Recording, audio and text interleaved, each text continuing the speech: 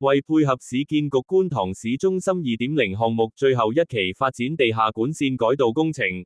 裕民坊及同仁街嘅行車道將於2026年6月28日凌晨0時正起封閉。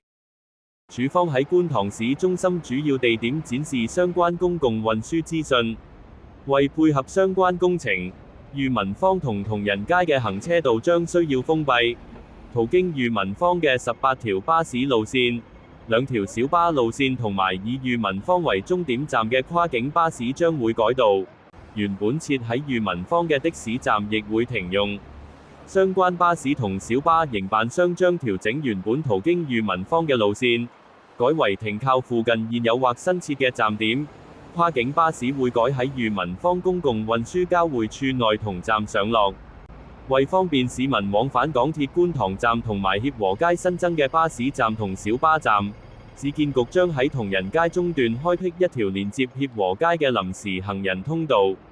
而位於裕民坊同埋同仁街嘅行人路，部分路段將會喺工程期間維持開放，等市民往返港鐵觀塘站、裕民坊公共運輸交匯處、協和街、物華街同埋康寧道一帶。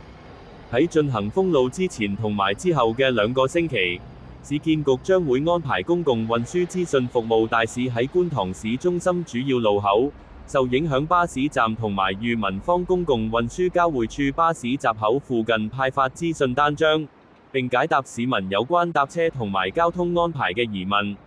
市民亦可以透過巴士營辦商手機應用程式查閱巴士路線資訊，或者致電市建局熱線2588-2333查詢有關今次公用設施管線改道工程。